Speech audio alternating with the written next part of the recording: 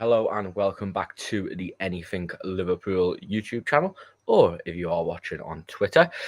Today we have got the Premier League predictions. There's a lot going around with Liverpool at the moment, so we thought we would take a little bit of a break. Obviously, we've got the game tomorrow, which we will also be doing a stream on just before the game with me, who is actually here, who I believe is hosting it. So today we're going to be looking at Premier League predictions. We obviously had a video come out on the channel before, but we're going to be looking at a bit more in depth. Few little funny ones, which I'm sure there'll be some controversial opinions.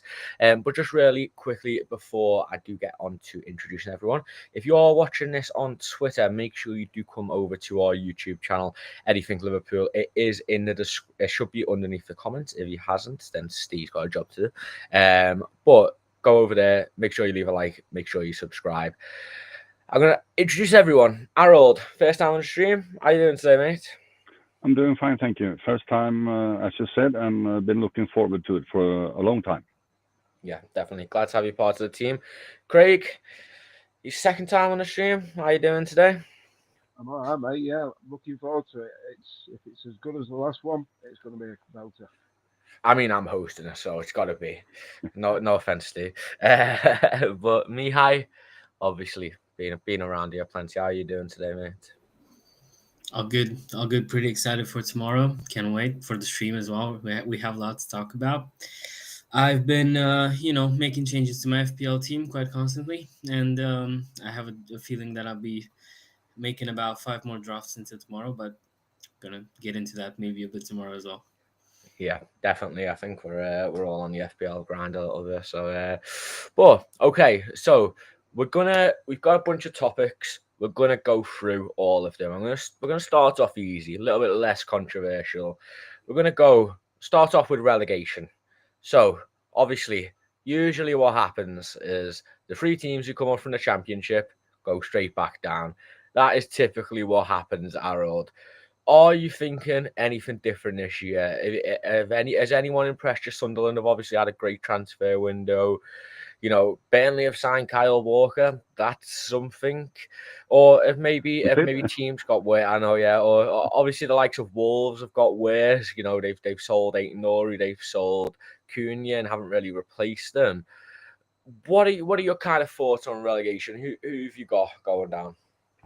I think in my prediction, I said the three that comes up is the one that goes down, and I still stand by that. The only team that I give a slight chance of making it's Leeds. If they get a good start and improve from last time they were up, I'll give them the biggest chance of surviving.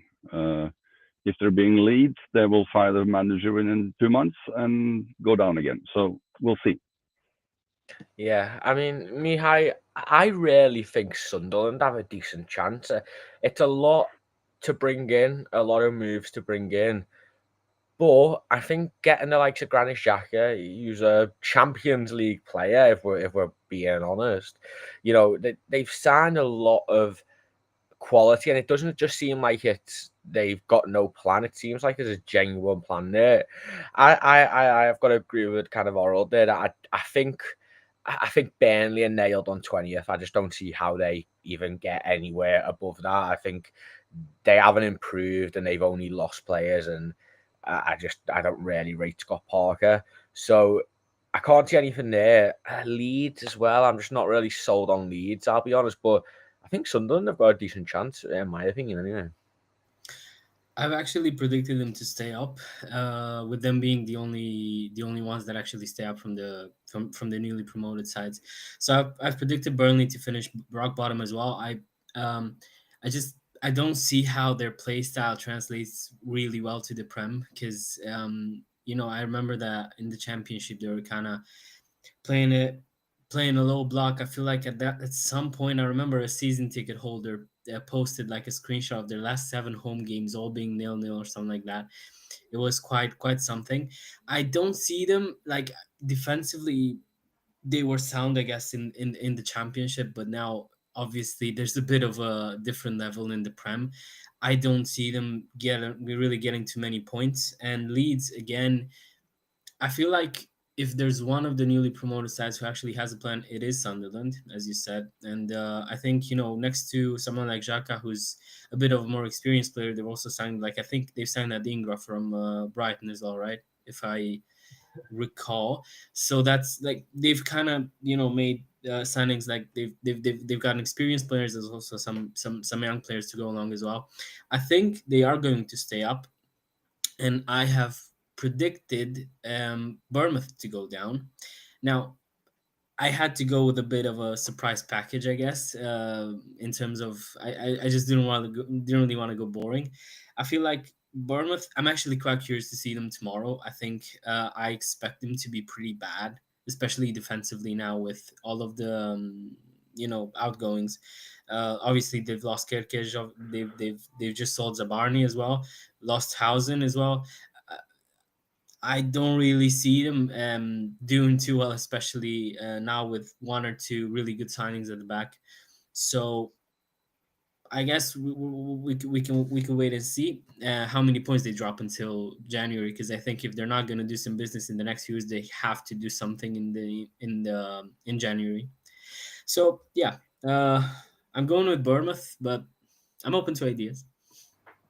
Yeah, I mean, Craig, Bournemouth's. I didn't have Bournemouth on my bingo card. I'll be honest. My kind of list is, I think Leeds, Burnley go down, and mine is Wolves personally. I just don't see Wolves staying up. I think even though they've got a great striker in Stroud Lawson, I think the rest of the team just it lacks quality. It looks like a championship side on paper. I mean, what's your three? Are you going with Harold, or have you got something different for us? No, I made my prediction, but just listening to you guys now, I predicted that 2 out of the 3 would stay up. Sunderland and Burnley would go down. I think Leeds will stay up. The reason I think Leeds will stay up is I've got a soft spot for Leeds. I mean, it's the biggest county in the UK, Yorkshire. Right? Look at the fan base they've got. They are a Premier League club without a shadow of a doubt. They sell out wherever they go. Right? I'm surprised. What surprised me is that Daniel Farke has told Patrick Bamford he's surplus to requirements. And I can't believe nobody snapped him up. Same with Jamie Vardy. I find that remarkable. So I'm changing. So for me, Burnley go down, and I'm changing the other two. I'm going to predict a big club go down here. You might disagree, but I'll soon find out. So I'm going to go Sunderland go down because they've got a great following, great stadium. I just think it's going to be too much to ask for them to come up from the Championship. And they'll probably do what Sheffield United did, to be fair. I hope they don't. My second one to go down is Brentford. They've just lost Thomas Frank. Wissa's done what a certain person has done tonight. He's gone on strike. He wants out from Brentford. They've lost Burma, who's gone to United. The third one's going to go. And I think this is controversial because I don't think the manager fits the club in any way, shape, or form, and I don't think the fan base like him. And his football doesn't suit this club. I'm going for West Ham United. Yeah, I think West Ham were one of my kind of sleeper picks with Bournemouth. The thing is, they've got Jared Bowen carrying them, and I think Jared Bowen is good enough to get you 15 goals a season, where it's like most teams who get relegated don't have a 15 goal a season player.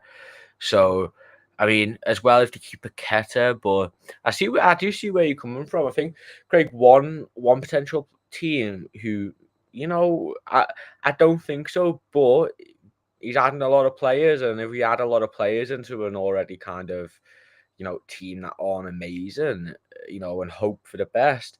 You've just signed Jack Grealish. They're our neighbours. Could Everton be going down? Well, I have a bet.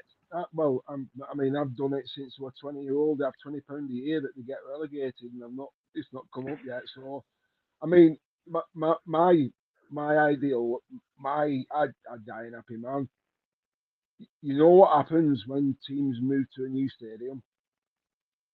Yeah. Look at Spurs, right? Look at Tottenham. Just for one, I think Everton have made a mistake leaving Goodison Park for me because it was a massive advantage. It's a tight old ground. That I mean, and when you're in that away end, as you'll know yourselves, if they go in front, the noise comes down on top of you, and it's such an old ground. It's the only Premier League ground with actually a wooden stand, and I don't know how they got a safety certificate for that. I've always wondered it, but I think I think Everton. I think they could be in trouble. I mean, I've nothing against David Moyes, but there's a saying in football: you never go back. Um, so I think Everton will be in the relegation dogfight, yeah. But I just think you mentioned there Gerard Bowen. He's to West Ham what Steven Gerrard was to us. Look how long Stevie G carried Liverpool. When Brendan Rodgers were there, and the rest is history, so to speak. So I think West Ham have got a battle on their hands. Um, in an I, I, ideal world, Everton go down and Man United go down, but I that's I me think being optimistic. I think like Craig said, the new stadium can have a change. It's a new atmosphere. The pressure cooker you have at Goodison is gone, but as a manager suiting a club, David Moyes fits Everton very good. So I don't think they will be in any real danger, even though we might have wanted them to. But I don't think they will. They in worst case scenario, I think they can take a United and get 15, 16 or thereabouts, but not really in the relegation zone due to the poor performance of mainly the teams that come up. Yeah, definitely. I think this season there's a real possibility that you mentioned Brentford. I think there's a real possibility that a fair few could be in a relegation fight, which hopefully is good because I feel like the past few seasons there hasn't really been a relegation fight and they're always fun. But we'll just go over it. So my bottom three, I'm going Burnley 20th, Leeds 19th, and Wolves 18th. Harold, you went. Sorry, What were your bottom three again? It was it was Burnley. it's the same teams that came up, Oh, except Ben. I'm giving Leeds a slight chance. Somewhere I believe they will learn from past promotions and regulations, so relegations. So I kind of hope they stay up this time. And Cool. as like Craig said, it's a Premier League team. Yeah. Mihai, yours was again. It was Burnley, um, Bournemouth, and Leeds. and Craig. Yours was Burnley, Sunderland, West Ham, right?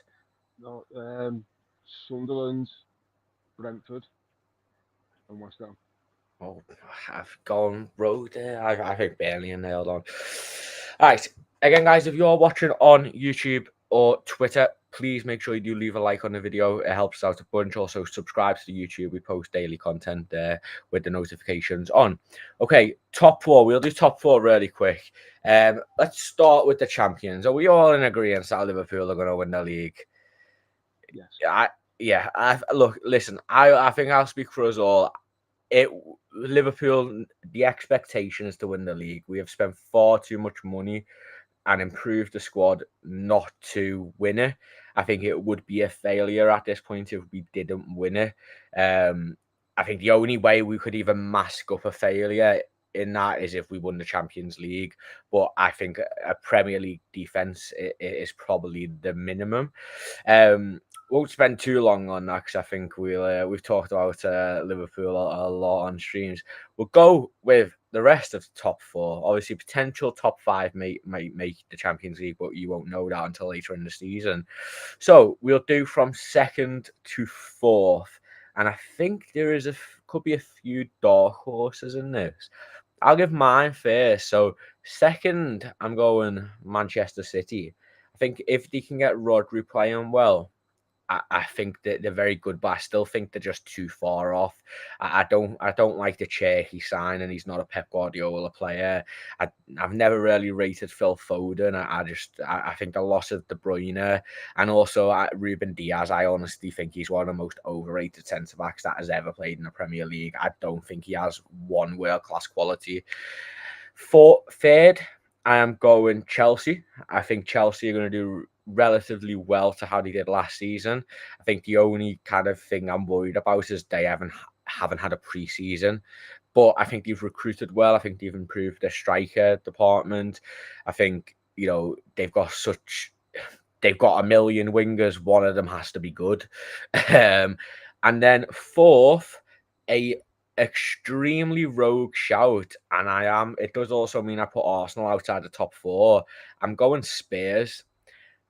Thomas the Tank Engine, I just think I think he can get a team playing. I think he's a proper manager that will be able to create a more family atmosphere. If Spurs don't turn on him, and if they can keep players injury free, I genuinely think they have a good chance.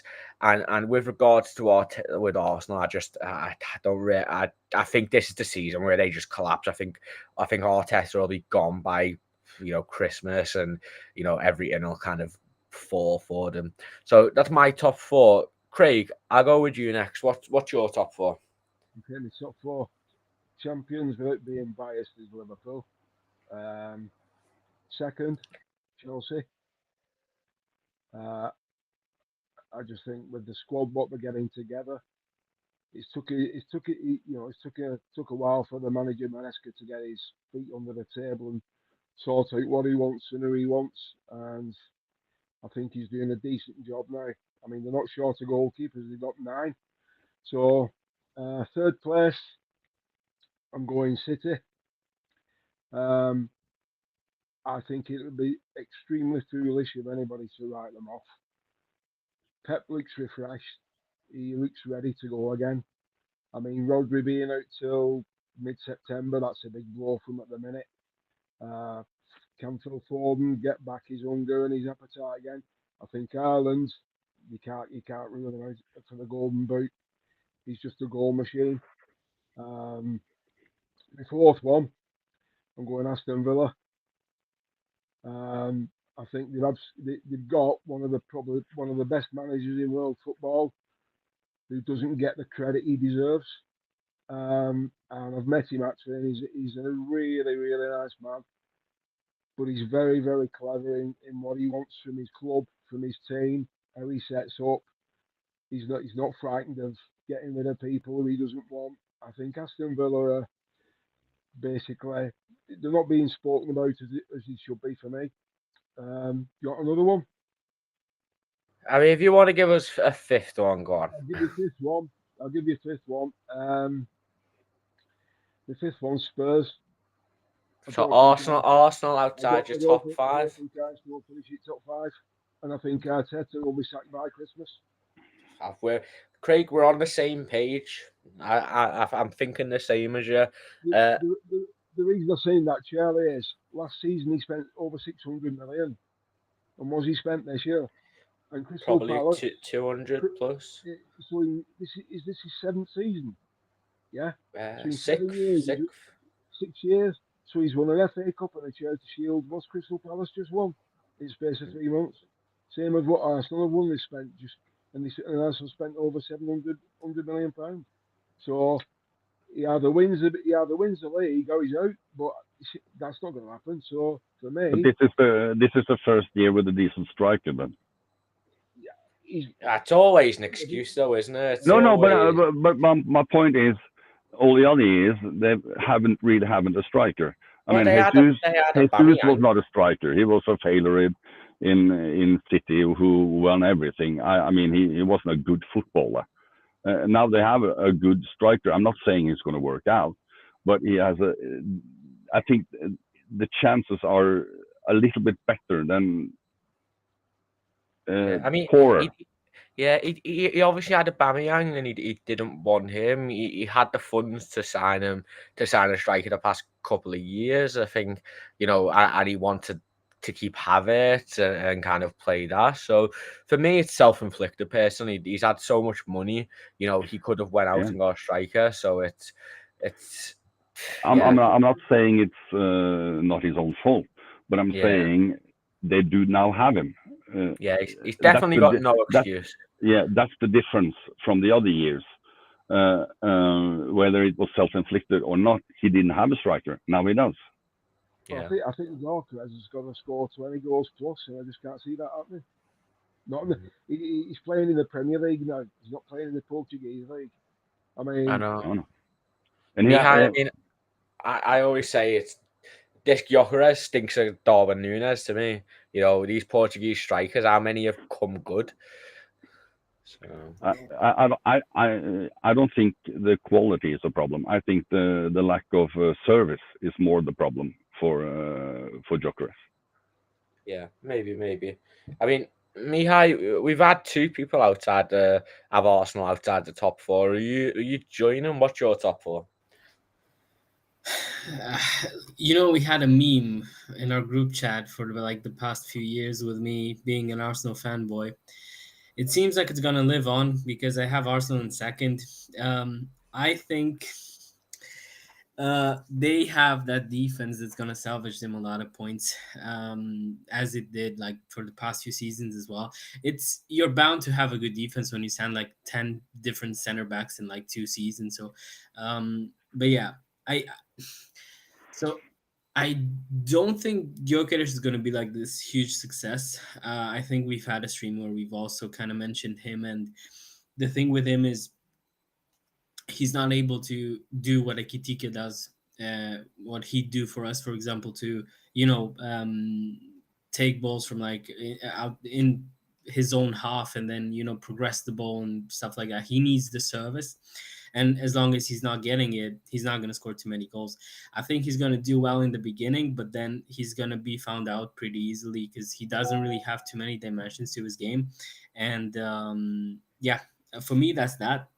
Though that's the thing for me. Arsenal do have the best defense in the league, and that's why I think they're gonna get by enough to get in second. If they four-peat second, it's going to be amazing. If they crash out and finish in like fifth or sixth, it's going to be even more amazing. Don't get me wrong. Like I'd love to see that just because of the social media outrage. There's something special online. That fan base, but yeah. So I have Arsenal in second. I have City in third, Chelsea in fourth, and I do agree that Spurs are going to be one of the surprise teams. So I have them in fifth as well. So yeah, well, don't get me wrong. I hope I hope it goes your way. I hope it happens in the way you've described it. But I do think Arsenal have enough quality in defense to kind of get through. Yeah, Harold, what boat are you in? Are you joining me and Craig, or are you going with Mihai? I'm more Mihai. I think City will take second place. I know Rodri is out the first month or so, but if they get him going, they have done some strengthening as well. And I think Haaland will kind of more bounce back than he did last year. I have Arsenal at number 3. Like Mihai also talked about, is their defense. It's rock solid. They have now gotten Subimendi for a defensive midfielder. Whether or not Gyökeres is the key to unlock the door, I don't think that's necessarily the big point. But if he can score, I don't know, 10, 15 goals, and they still score on so many set pieces, I think they can get a third place. Fourth, I have Chelsea. I think they have taken steps last couple of years, and it's going to be tight, but I have them at fourth. Is no one going to mention the mighty Manchester United who've signed this brand new front line and they're signing Belieber? Are they not on your cards, Harold? I can't scroll that far down, so let me see. No, they're not. I also have Spurs as a wild card on fifth. I think when you mention it, United, it's if they're lucky, they get an 8 or something like that. I don't think they'll. There are 5 or 6 teams that are hyper competitive for the top 4, and they are not near any of those 6 teams. So no. Yeah, I think top 4 could be really competitive again. I do think, biased, but I just think we're going to run away with the league, and I kind of think unless City kind of can kick on and find a middle ground, I think second to maybe 7th or 8th again could be really competitive. I know we don't want to admit it, but listen, United have improved massively on paper. Now, in theory, is that going to work? Who knows? Because it hasn't for the past 10 years for them. So if Amarin can somehow get them playing, I don't think the players he signed suits his system. So maybe he's going to be forced to change. I think Spurs look good, Chelsea look good, Arsenal are obviously reliable in a certain extent. You know, they're kind of always there and about. I think again, you know, Newcastle, as much as, you know, obviously they're losing it, they've got a centre back who seems to not be injured all the time. Jacob Ramsey on paper is a good sign, and they're keeping Gordon. If they go and get a striker, you know, again on paper they've improved. Obviously, Craig, you've already mentioned Aston Villa. So I think again, and look, there might be other teams. I know we talked about Everton getting relegated, but I think Everton are either going to be really good and everything's going to click, or they're going to be really bad and everything's going to go really horribly wrong for them. You know, we might see Jack Grealish in Pop World, and we just think, okay, that's where Everton season's going. So it's either, yeah. So I think top 4 could be really interesting this season. So hopefully it is, because it's always interesting. If we're sitting there 20 points ahead of them, it's even better. So yeah, okay, we'll move on to top goal scorer. Mohamed Salah cleared this one up last year with 29 goals by quite some distance. I think Isak was second behind him with 23, and then Haaland with 22. Craig, what are you saying for the top goal scorer? Obviously, Liverpool looking to add Alexander Isak. He might miss a few game weeks, but he could be starting up front for Liverpool. Obviously, Mo Salah has got a bit more of could have a bit less of the ball next season. Obviously, Erling Haaland as well, hoping to bounce back, as Arnold said before. Or are you going for a rogue pick? Who are you going for? No, I think if we bring him in, I think Isak he's a good shout. But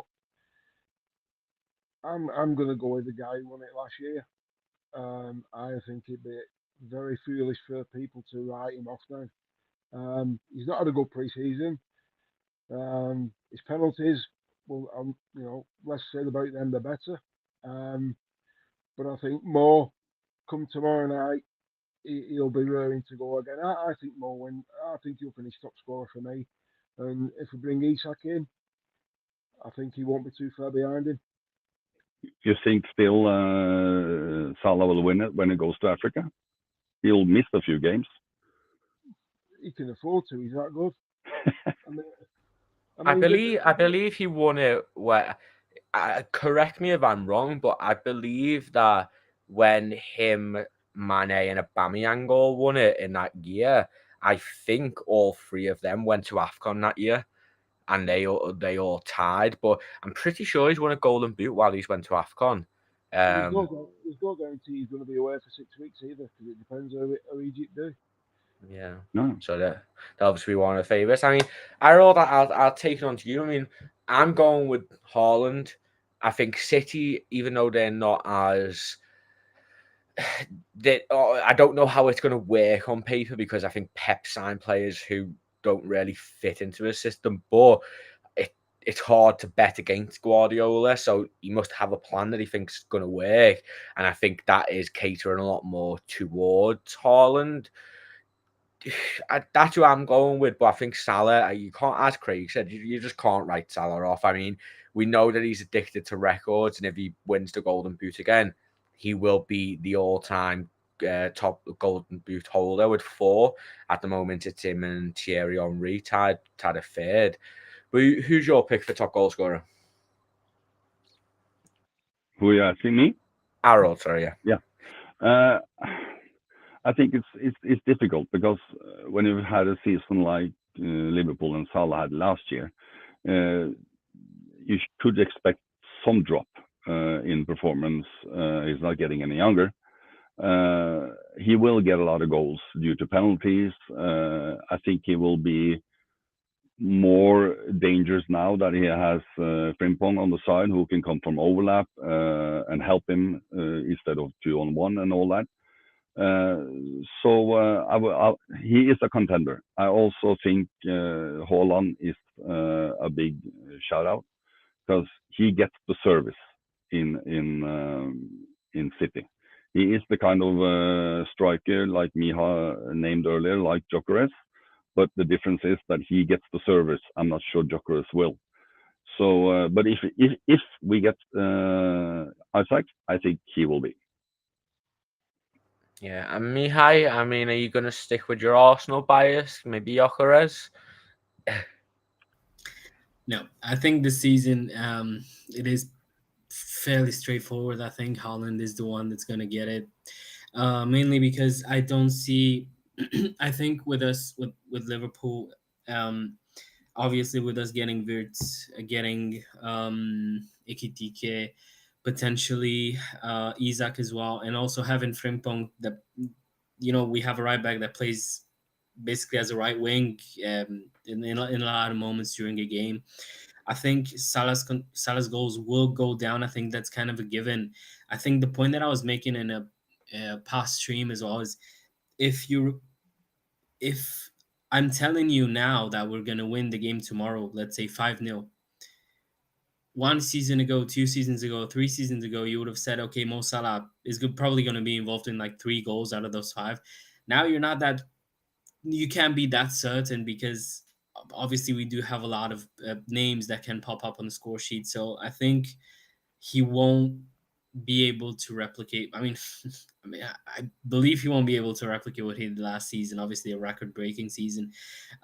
With us potentially getting Isaac as well, I think it's going to be, I think it's going to be spread around a bit more.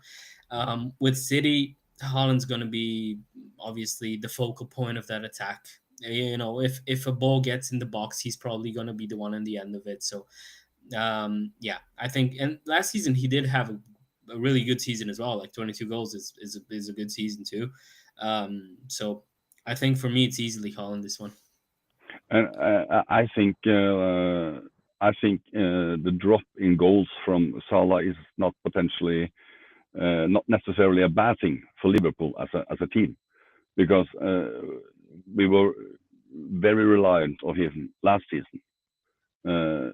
If he had gotten injured or anything in his best period, we would have struggled more. So I think the amount of goals we score is more important of who scores the goal. More legs to stand on and that kind of thing.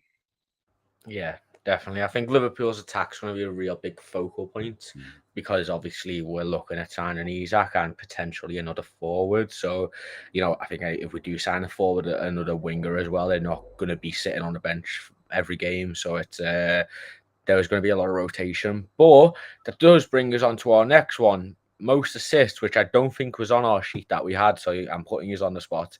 But I think this is absolutely nailed on for Mohamed Salah, Craig. I just think with Vert, with Isaac, with Ekitike, players now can't double mark Mohamed Salah like they used to. They can't put 2 players on him because if they do, Vert has only got 1 on him or none on him. If they do, Ekitike, who, as we saw already, is technically brilliant, and obviously we know the threat of Gakpo as well, and Frimpong's going to be running at these players who are marking Salah.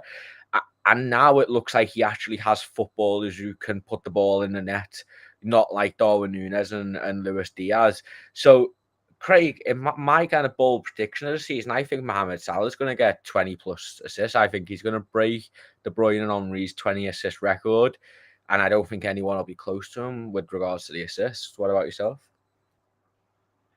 I've got to second that, to be honest with you. Let's take it back. Go back to the PSG game when we lost at Champions League when we lost on penalties. And I said this last time I was on. if you look at the players we brought in, and everybody's going on about Liverpool are spending over 200 million, nearly 300 million pounds. That's by the by. If you look at that game when we lost on penalties, this is this is the reason why Arne Slot's brought who he brought in, because it hurt him so much. So when you look at the pace they've got in that side now, Frimpong, you just mentioned, for example, Etatike, they've got the best number 10 in European football at 22-year-old in Florian Wirtz, right? Because I follow Germany, they're my favourite national team. And that lad, what he's done at 22, to play for your country 50 times at 22 is no mean feat. And his football brain's frightening. And he's just going to get better and better now with who he's playing with and who he's being coached by.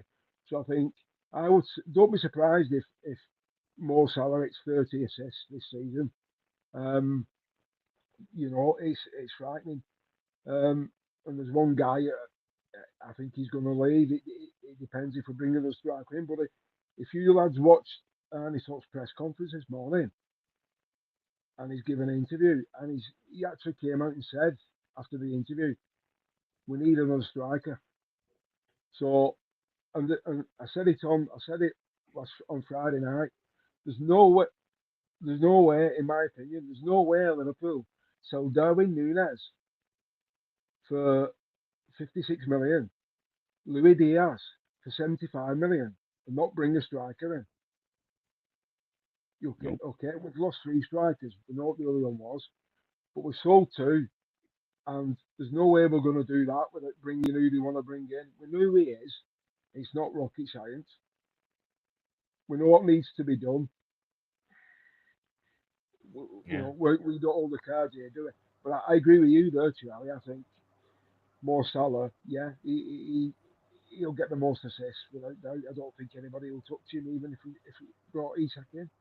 Yeah, I mean, Harold, it really is hard to look past, isn't it? Because in pre-season as well, he just he looks more like a pure footballer now.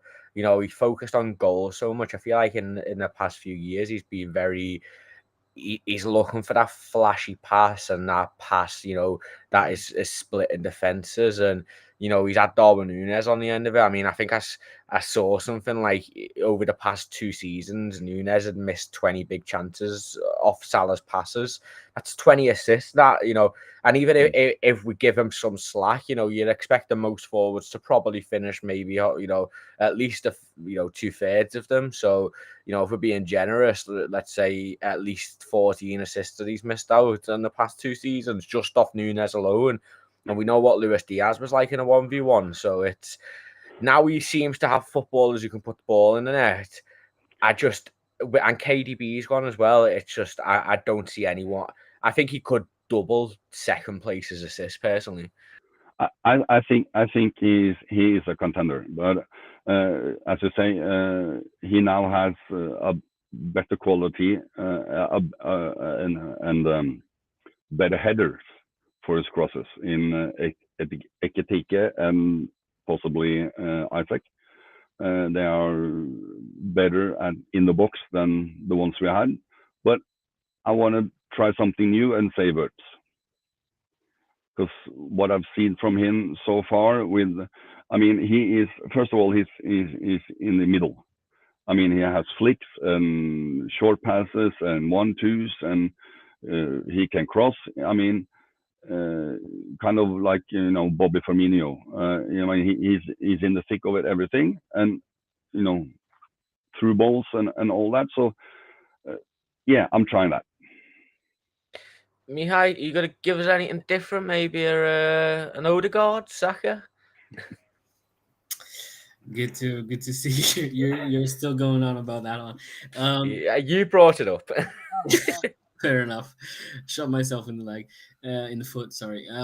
Yeah. So I do actually have another name for you. But one that you're probably not expecting. I just have this thing in my head where I see Ekitike being the one with the most assists. And hear me out.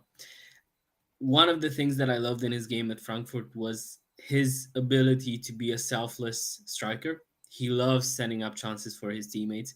And now, in a team where you have Mo Salah, Cody Hakpo, and even someone like Wirtz or McAllister arriving in that can finish chances, I think he'd be. I just see. I've seen it a lot of times in Germany when he played. He gets a cross in, and instead of taking a shot, he just takes the ball on, turns his back at the goal, and then sets up someone who's just arriving inside of the box. And I feel like having all of these names that can potentially arrive there, I have an itchy feeling that he's going to do very, very well in the assist department. Now, obviously, him being the top assister is a bit of a stretch, maybe, but for the sake of diversity, I'm going with Ekitike. I mean, But I don't think neither of us just say no, would be Harold. no, I just think we have quality for passing. We need one who can put the ball in the goal. I mean, Nunes, when the last time he played, I mean, he had no confidence, so he passed the ball to Salah all the time. And that's not what you're going to do when you're a striker. You got to score the goals. So maybe his role is different here than in previous club. He's more like the goal scorer. It's good that he can pass the ball, but I hope he's the one that scores the goals. I mean, we have McAllister, Salah, Frimpong, Wirtz, all of those who can give the passes. We need goal scorers. It's nice Yeah. to be sport for choice. I don't know what you think. I mean, there's one guy we've not even mentioned, and he can play on the left, on the right, down the middle, and it's looking like he's going to leave in Chiesa. And Yeah. if we don't bring Alexander Isak in, I think it'd be absolutely brain dead to get rid of him. Mm. Why he didn't come on Sunday, I'm still not fathomed that out yet. It's clear to me. I don't know what you guys think. I mean, 3 years ago, he won Italy the European Championships on his own at Wembley. He was class. He was £80 million. We've been tracking him for 5 years. Right, we signed him for 12 million, and Ernie Slot didn't want him. It's obvious. Look at the minutes and games he's played. He could have come on. I mean, because when Etatike went off against Palace, we were toothless. He could have taken Etatike off and put Chiesa on. Mm. Last time he played at Wembley, he scored against Newcastle. I mean, the guy. I mean, a multitude of Liverpool fans have commented on it. He's never sulking. He's not spat his dummy out. He's laughing all the time. He loves being at the place. But it's clear Ernie Slot doesn't want him. But now they've just brought a young lad in today who's 18 from Italy. Now, apparently, from what I've read this afternoon, he's staying at Chiesa's tonight. So it will be a wise move by the club to keep Chiesa to help this guy settle in because he's not on his own. I mean, you've got Etatike who's French, so he's got a colleague there in Canate. Look how many Dutch lads we've got. So let's make it easy for this young kid who we've brought in, and keep Chiesa around. But Yeah. I I'd keep hope. him round just for the song. Well, it's my favorite. Well, apart from the Diego Jota one, it's my favourite one. Yeah. You I know, think but you don't lose your ability. He's just been plagued with injuries, hasn't Yeah, I think that's it. But I mean, I'm sure we'll see. But I personally can't see him staying, unfortunately. But I would be open to it. But next one, but really quickly, guys, if you are watching on Twitter, make sure you come over to the YouTube. It should be underneath the tweet. You obviously leave a like on the video. It helps us a bunch. Also, subscribe. Also, get your comments in. We're going to be getting onto the controversial ones in a minute. We'll get some flying opinions out. But really quickly, guys, I just want we've obviously discussed top goals, scorer, top assister. Really quickly, want everyone's player of the year and young player of the year. I'll kick it off. I'm going to say it's the same person. I'm going to say his first season, he absolutely dominates. I'm going to go Florian Wirtz. Obviously, 22. He may be unpopular, but he qualifies for both of them. I just think he's going to be unstoppable this year, especially if he can stay fit. I think he's going to bring something that the Prem has not really seen for a very long time, a kind of technical 10 who for his size is very physical. He's just, I watched him at Wembley the other day, and even through pre-season, he reminds me of Felipe Coutinho so much. I literally felt like I was watching Coutinho again, but a player who actually is going to get back and defend. He's going to throw in a tackle. He's fearless. So he's mine. I think first season, I think he's going to absolutely shine. Arod, who's your player of the season and young player of the season, and why? I agree with everything you say about Wirtz. I think he will dominate everything, but I want to try. Something fresh. Young player of the year is Rio. If he Rio gets, Engamoa? yeah, I think my only question mark with that is minutes. I think from what Slot, I think the fact that Slot didn't bring him on when Gakpo was kind of stinking up the pitch on Wembley, for me, that kind of shows where he's at. Now, Liverpool have never been one to risk young players, especially kind of in the new since FSG came on. I think the only one we really have is Trent, and he played for a very long time with the under-21s. I would love it. I just can't see get enough minutes to justify it personally. if he's lucky. I mean, if Gakpo is injured or rotation or whatever it is, I think if he proves himself early in the season in the League Cup and all that, I think if he gets enough minutes, I think he's my dark horse for the young player. If not, Wirtz. Mihai, are you joining the Vert gang? I actually do. He was my pick in the predictions as well. I think for me, Wirtz is exactly as you said. I think he's something else, and I think he's gonna show it this season. I expect him to be basically what KDB was for City, and I don't think that's necessarily controversial take either.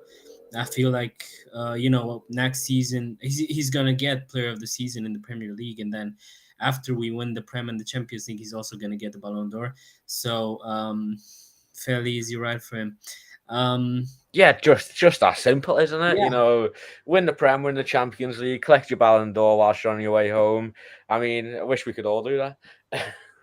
Yeah. And regarding young player of the season, well, I expected you to make a joke about it. Now it would have been the moment because in my predictions I did have an Arsenal player as young player of the season. I think to justify them finish second and saying they have a good defense, I've put in Luis Skelly on as young player of the year. Uh, I think with Arsenal, when they finish second, they have to get something to feel special because it's always like that with them, and I think they're gonna. I mean, obviously, Skelly with him being now in his maybe let's say having a bit more of experience in the Prem from the past season in a sort of a title race, I guess, up until spring. Um, he could be a good shout for that. So yeah. Oh, fair enough. Craig, who is your player of the year and young player of the year?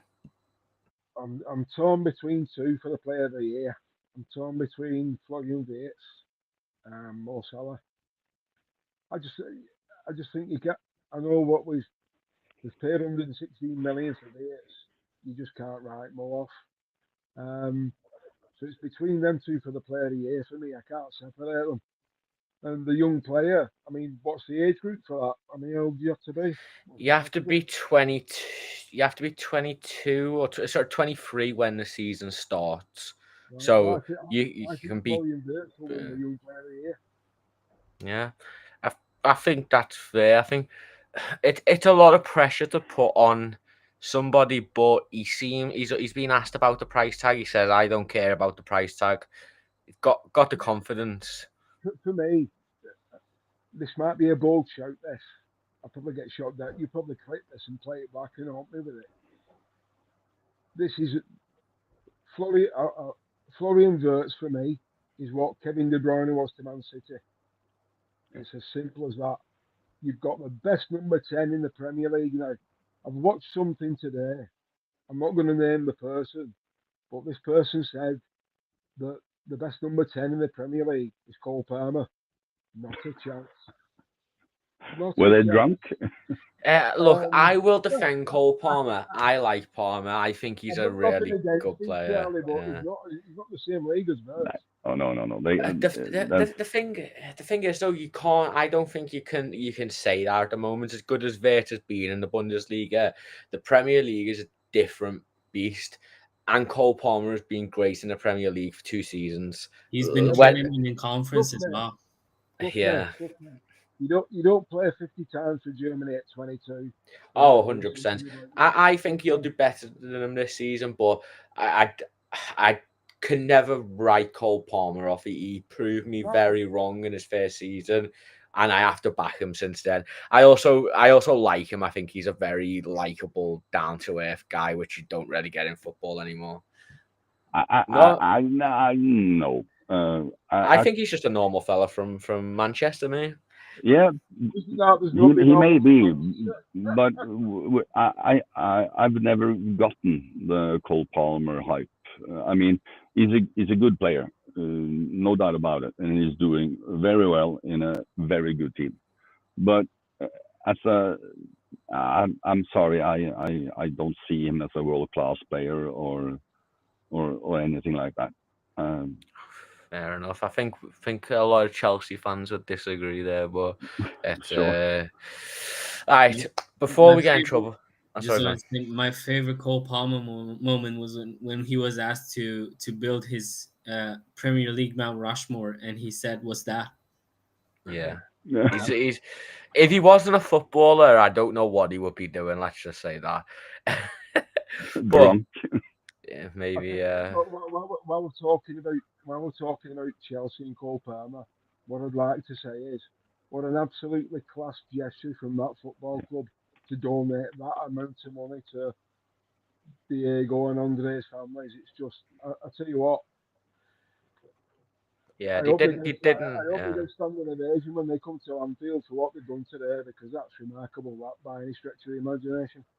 Yeah, definitely. They obviously didn't have to do that, but it was obviously Pedro Neto showed his love when that happened. So it's definitely a great gesture by the players and staff, and as you said, Craig, I think they'll get a good reception, even despite the Liverpool and Chelsea rivalry. Obviously, some things are above football, so that's a massive credit for Chelsea there. Okay, move on to the next one. First manager to get sacked. Now, I might have baited a few Newcastle fans with the title saying that Eddie Howe is going to get sacked.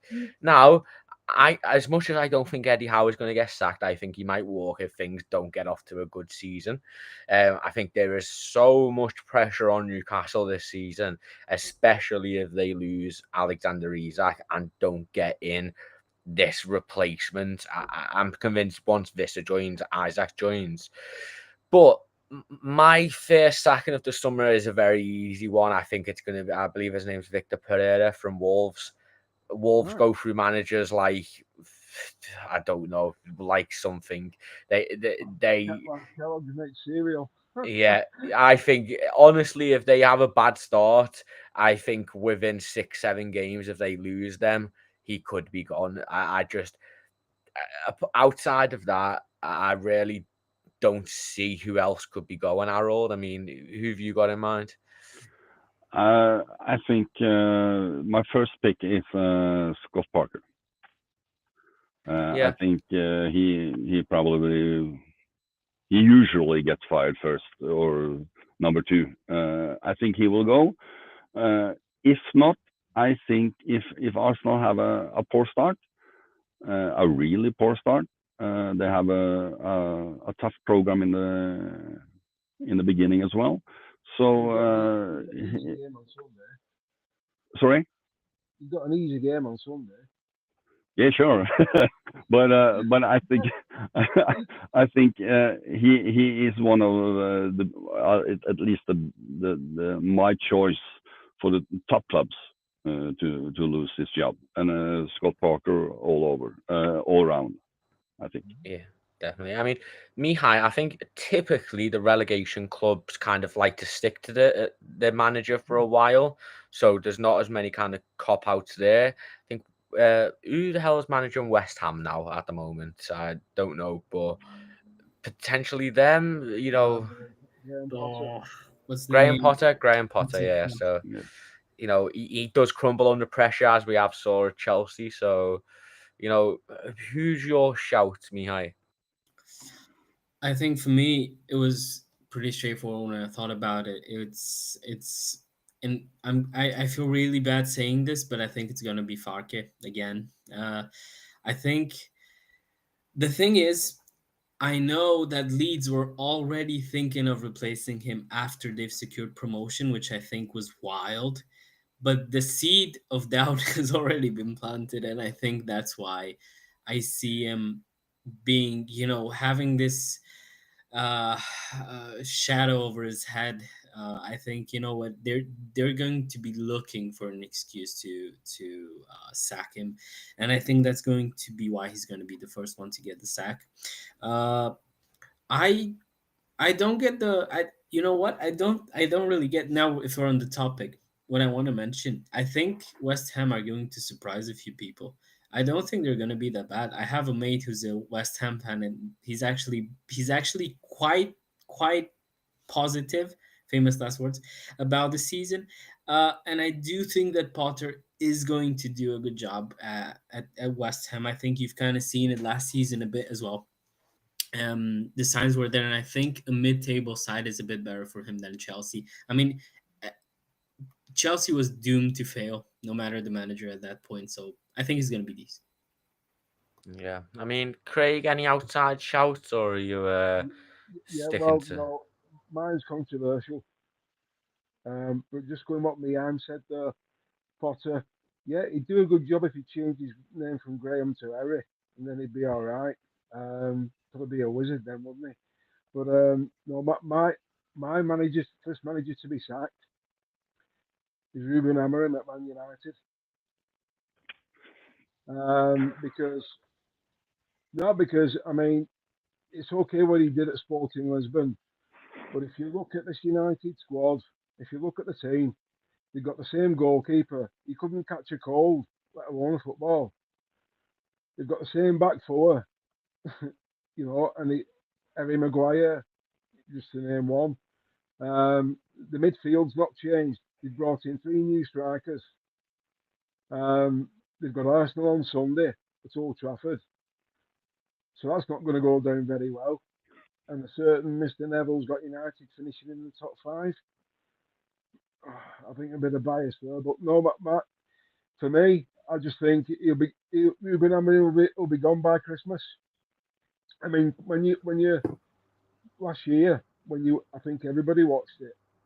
Well, I certainly did the interview with Mr. Radcliffe when he said they'd be broke by Christmas. And look how Yeah, much and if money when they're it's spending. Look how much yeah, when money it's they're spending. yeah, So is the so blind leading the blind? it's a lot of pressure, But but at the same time, I think they've spent so much money, they have to kind of give him until Christmas. So I think he's just going to outlast some managers. But I But do think Amarin could go this summer, or this year, yeah, sorry. but I think also Amarin will probably be one of the first, but uh, I don't see him being one of the three first. I mean, Ten Hag got canned when October, I think it was. Ten Hag was the Uh, first, actually, wasn't he? I think yeah, last season, yeah. but I don't think they will sack him this early. I think they will give him to Christmas. You Yeah. can probably leave there, but I don't think. I don't think. I do believe that a Premier League club will can a manager before Christmas.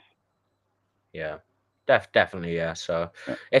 there's a lot of names on the table, but it'd be interesting to see because I don't think anyone really predicted Ten Hag was going to be first last season. I think people thought he was going to be given a bit of a longer lead. So we'll No, see. I think, he was in the same situation like yeah, Farke.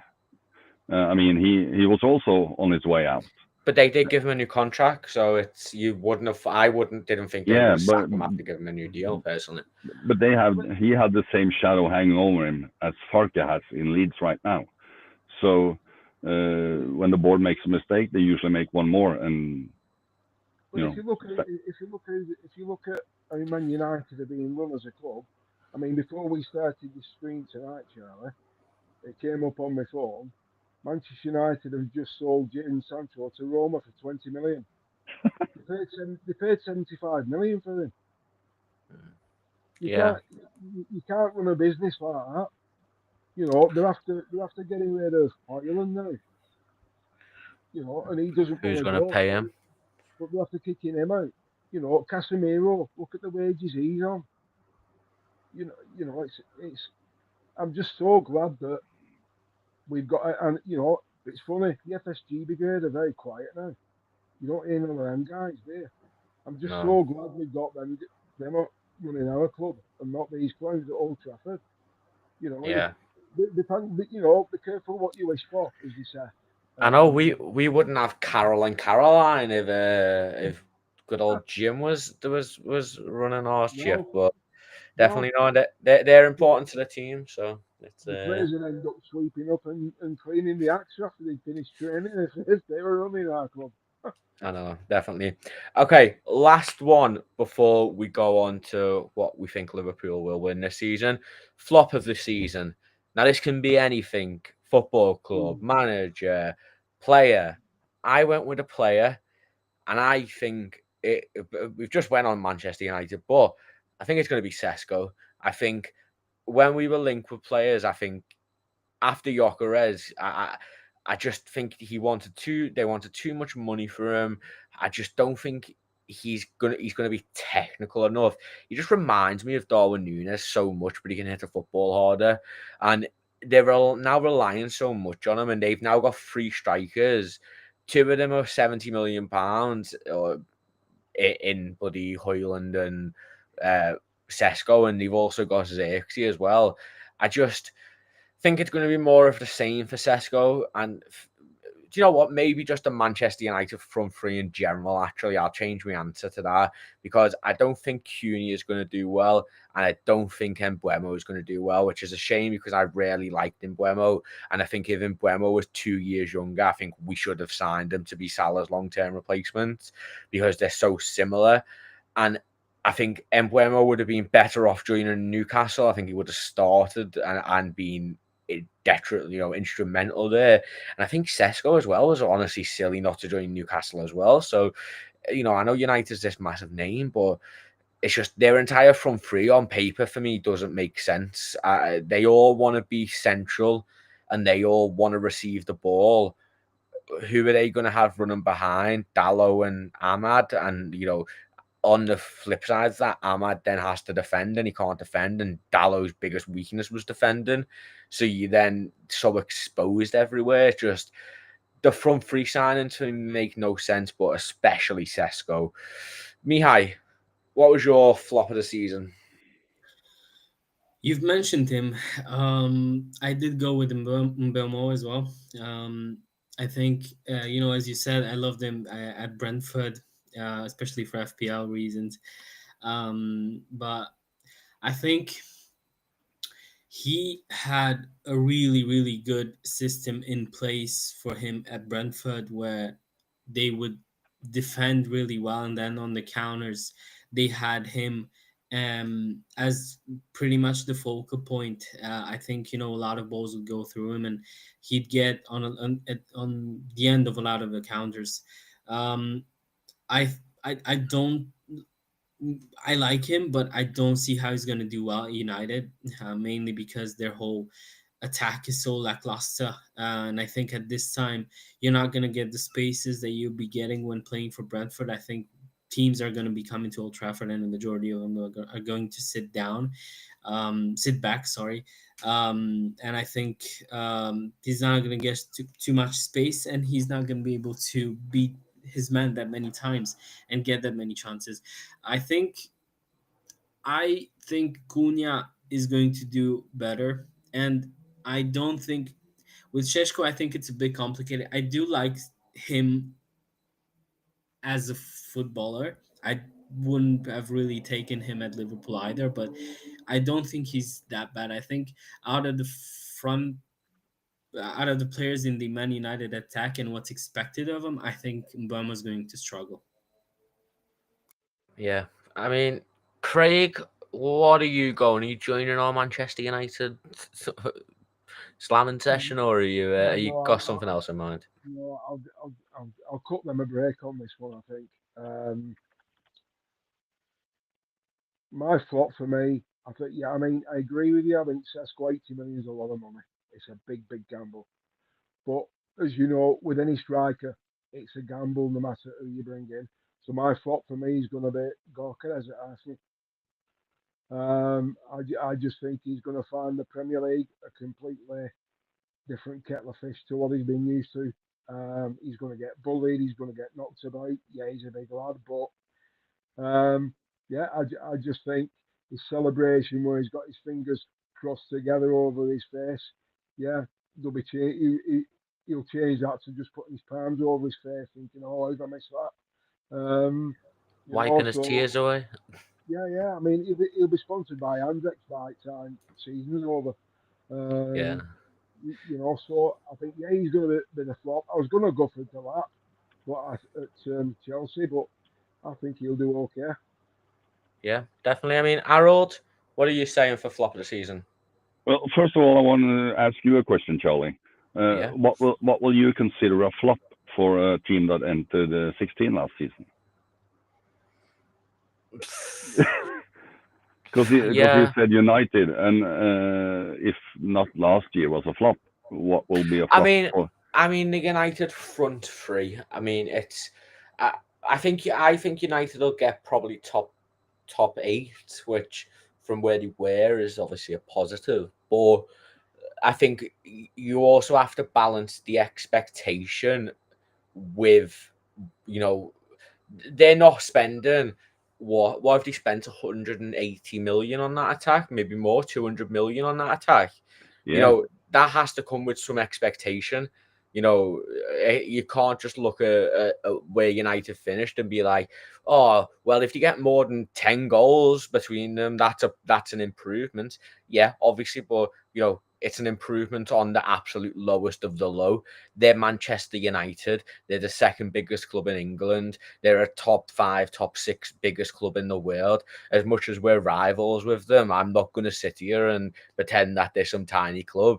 There's a reason why they can spend this money, because they have the revenue pull. As much as it dislikes, I wish they could get liquidated tomorrow. But the expectation, if they've spent 200 million on 3 players who were all very good for their clubs or have been, Sesko in the previous. So I think the expectation for them is that they go and between the 5 of them, they get 50 Premier League goals and assists between all 5 of them. If they get well below that, in my opinion, it's a massive flop. All right. I just wanted to clarify what you meant by flop, because I enjoyed their season last year. So Oh yeah, if it gets more floppy, by all means come again. But my player is also Mbemo. Like you have all stated, I don't think he suits the Amorim system. I don't think anyone in the team suits that system.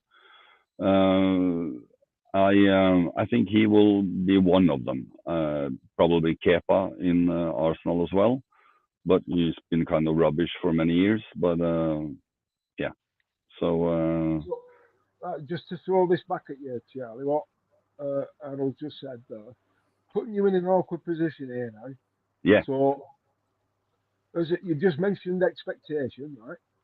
So, I'd like you to, you three, apart from myself, the rest of you, imagine you're a Man United fan now, just for this one question, right? So, talking expectation, you all follow Man United, you spent 200 million on a new front three. What's your expectations as fans going into the new season now then? I mean, Sky high. yeah, you've got to be aiming for top 6, I think, at a minimum, if you're a Manchester United fan. I think it's hard to look at it objectively from a Liverpool point of view because realistically, a good season from last season for Manchester United is anywhere in the top half. But as I said, you're Manchester United. You're one of the biggest clubs in the world. You have to be aiming for top. They have to. They have to get Champions League. Like, let's not beat around the bush. The money they have spent, they have to get Champions League. So, on with the club and with the spending, a bad season for them is not getting Champions League football, and they But obviously can't get it through Europe this season like they had the chance to last season. So the the spending has never been a problem for United. Their lack of scouting, player recruitment, and everything like that. I mean, one thing is spending a lot of money. One thing is getting good value for the same money. I don't live in England, so I don't have all deluded United friends, and the ones that I've talked to, who are my bad friends, they say, I mean, anything in the top half, like you said, Charlie. What Manx say in Manchester, they will certainly say top four, but that's not really realistic. I think, based on my friends, they say, 8, 7, 8. That would be progress, and that would be good for them. yeah, definitely. Well, really quickly because we have gone over. We're having a good chat, so why not? The last thing I wanted to finish on was Liverpool's expectations. So Liverpool are in 4 competitions: the Premier League, the Champions League, EFL, and the FA Cup.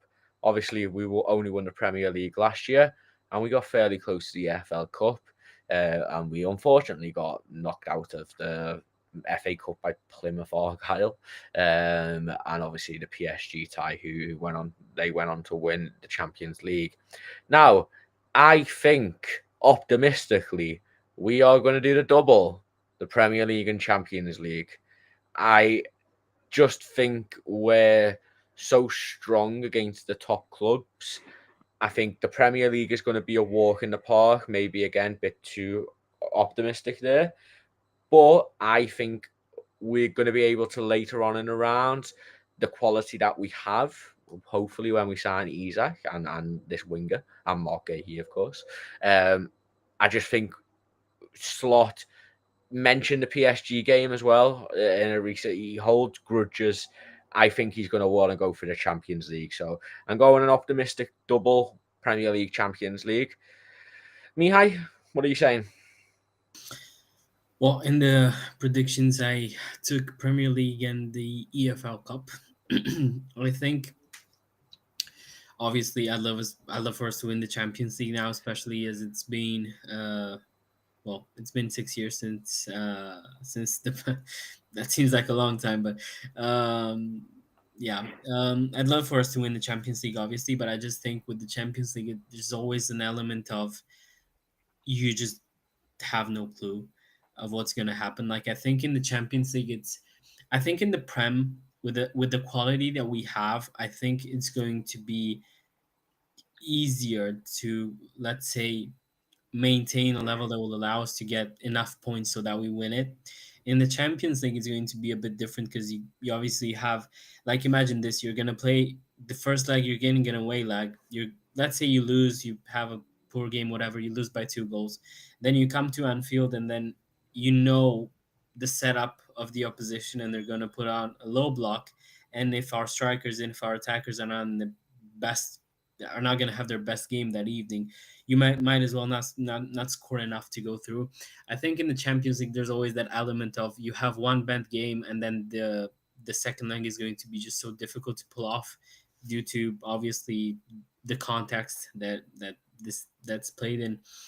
So I've gone safe with just the Premier League and the EFL Cup. Obviously that will be a massive season for us anyway. So for me, anything that means Premier League or Champions League, I take it, even if it means I'm winning the other one. Just a major trophy like that, it's something that we've dreamt of for, like, when you were talking earlier and you said I think for United in the position that they are, the top 8 finish would be good. And for the past 20 years, I've been dreaming of hearing that at the beginning of a Premier League season. So for us to be in a position now where we can constantly go for a Premier League or a Champions League, no matter what we win, I think we take it. And for me, there's no argument there to be had. And even if, because we've had this conversation at the beginning of the stream, even if we don't win anything major this season, yes, it will be, let's say, a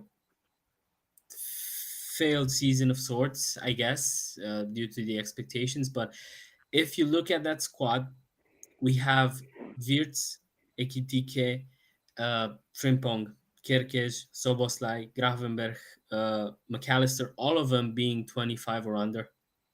And I think even if you don't win anything this season, for next season, for 2 seasons, and after that, you're still going to be able to constantly go for the big trophies. And that for me is the biggest win and the biggest thing to take out of this transfer window. No matter what happens next season, even if we have high expectations, for 4 or 5 seasons now in a row, we can constantly and realistically have a chance of winning pretty much anything. Yeah, definitely. I mean, Craig, are you going to go all four? Maybe we did a quadruple. That's never been. That's I'd love to see it done. It's never been done. I don't think it ever will be done. Um, but I think we'll do the treble. I think we'll win the league, the European Cup, and we'll win the FA Cup as well.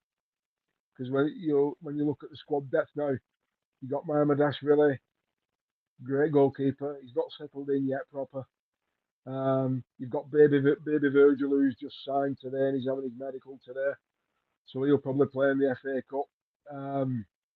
And from what I've seen of him, because I watch the Italian league as well, he's from the Maldini mould, but he reminds me of Alan Hansen as well. So I think, yeah, I mean the league. I think the leagues we're not going to win the league as easy as we did this year. I think there'll be a couple of points in it. Um, and I think the reason we've signed the players we have, it's crystal clear to me that Arne Slot wants to win the league or retain the league and win the European Cup. He's setting his stall out really early, and I think we'll win the FA Cup. So and I hope we do. I hope we do the treble because that's one thing that we can shout at Man United that they won't like it because they've already lost the 20 times song, haven't they? So they can't sing that at Anfield this year. So, yeah, I mean, Newcastle can have the Carabao Cup again, but they won't have a number 14 holding it this time. Yeah, So definitely. that's my I mean, thoughts. Harold, we've got a couple of doubles. We've got a treble. Are you going to go for the quadruple or maybe a bit more pessimistic? I'm going to go for the domestic double. I'm going to go for the Premier League and the FA Cup. If we get the signings that are in the making and possible, then maybe we can push for all three. The Carabao Cup, I don't really care about. But I think when it's coming down to the home stretch of the season, if we don't have a little more rotation options, it's going to be tough to fight on all fronts. So I'm going to go for the safe one and say the Premier League and the FA Cup. And for me, the Premier League is more important right now. Yeah, definitely. I mean, I'd love to win the FA Cup more, to be fair. I think that's the one trophy we've kind of neglected over the years, and obviously it's a very historic cup. So I'd love a little FA Cup win. So I haven't had one of them, and we've had one obviously fairly recently, but before that, I can't remember the last time. So yeah, but this stream has went on very long, so I'm going to end it. Usually we only do an hour, but we've run into an hour and 20. So lots of controversial opinions, and I'm sure none of them will bite us on the backside, 8 months in the future. So we will see. But Craig, Mihai, Harold, thank you very much for joining as well. Everyone who's watching us today, thank you very much. Please do leave a like on the stream. If you are watching on Twitter or on YouTube, make sure you subscribe and turn bell notifications on.